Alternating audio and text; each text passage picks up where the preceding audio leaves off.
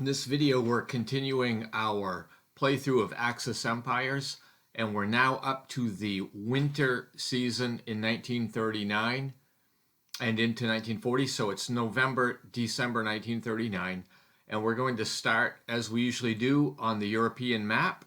And it's a new season, so we have a new strategy. And the Axis reveals the German mobilization strategy. So we are seeing the Axis focus on mobilization for war. So a bunch of forces are added to the delay box. The South Headquarters, the 2nd, 6th, 9th, 16th, and 18th Armies, and the 1st and 2nd Panzer Armies, and the 3rd Luftwaffe, all placed in the delay box. And then 2 Panzer Corps and 6 infantry corps are deployed directly to the map. And then finally, during conditional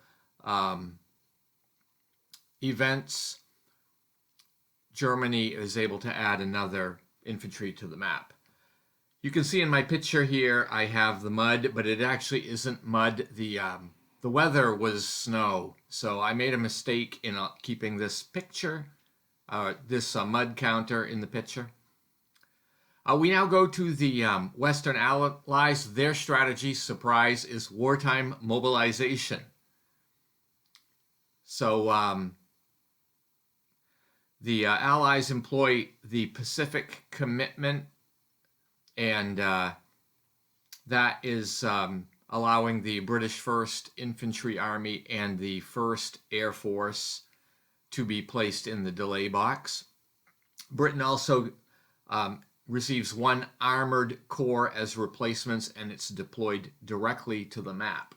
And this card has a historical note. It's a quote from Winston Churchill, which says something to this effect: "Come then, let us to the task, to the battle, to the toil, each to our part, each to our station. Fill the armies, rule the air, out the munitions, strangle the U-boats, sweep the mines, plow the land, build the ships, guard the streets, succor the wounded, uplift the downcast, and honor the brave." So Churchill's trying to build up patriotism. Then we go to the Soviet Union strategy. They play the event Demand Finnish Border. This is a historical play, and the Soviet Union demands a Finnish frontier. And of course, this means the Winter War erupts, and this is handled not by direct fighting during the combat phases, but it's handled more politically in this game. This play allows the Soviet Union to add an interceptor unit, the IAPVO, to the delay box, and then when we get to the replacement segment, 3 infantry corps are deployed directly to the map. And then during the political segment, the Soviet Union resolves the Winter War with Finland. It's done on a political table by die rolls. And what we have is that the Finns resist the Soviet demands, as happened historically, and the Winter War breaks out. And as a result, Russia loses 2 infantry corps units that are destroyed to satisfy the conditions or the effects of the Winter War. And that's pretty much all that happened. So we're now going to move on to the Pacific map. And it's November and December 1939, and the Japanese play Food Shortages. So this is a card that needs to be played in order to open up the play of other cards. And basically what's happening is Japan is struggling to meet food production. And one of the quotes from the card is, "The Japanese people are asked to sleep on kindling and lick gall." And as a result of this card, though, the Japanese army receives replacements, and they receive the beginnings of 6 armies in their force pools. So this is all being done at the expense of the Japanese people.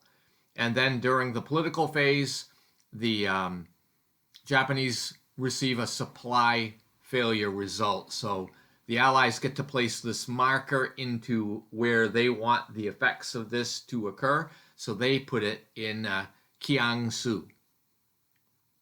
Then we go on to the Western powers, and they deploy the strategy cash and carry bill. And basically, America's mandatory arms embargo is repealed. And we have a quote on this card from Franklin Delano Roosevelt, where he allegedly said, "This nation will remain a neutral nation, but I cannot ask that every American remain neutral in thought as well. Even a neutral has the right to take account of facts. Even a neutral cannot be asked to close his mind or his conscience."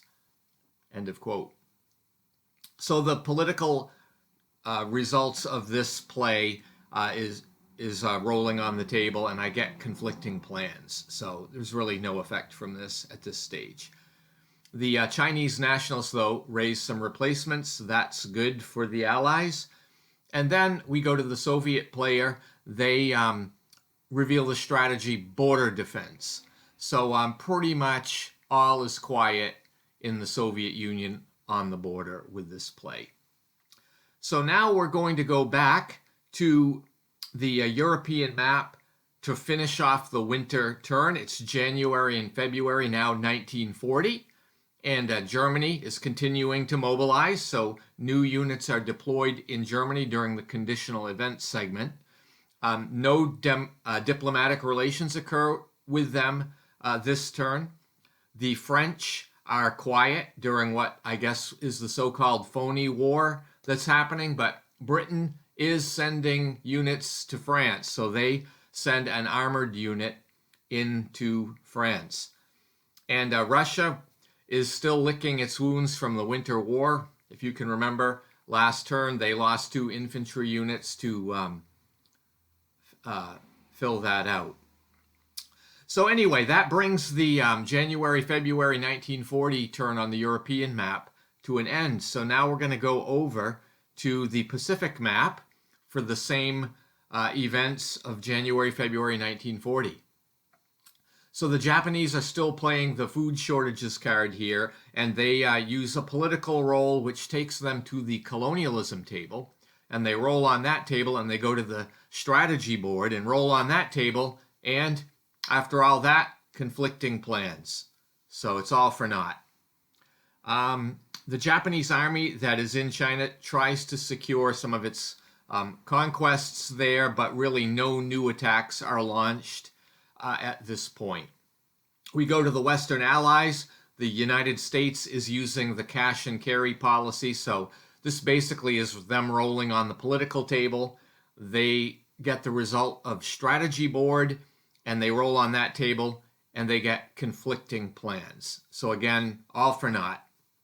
And finally, the Soviet Union is focused on border defense. It's fairly a generic card here, and there's nothing of note that happens. So it's a fairly boring winter of 1939 and 1940.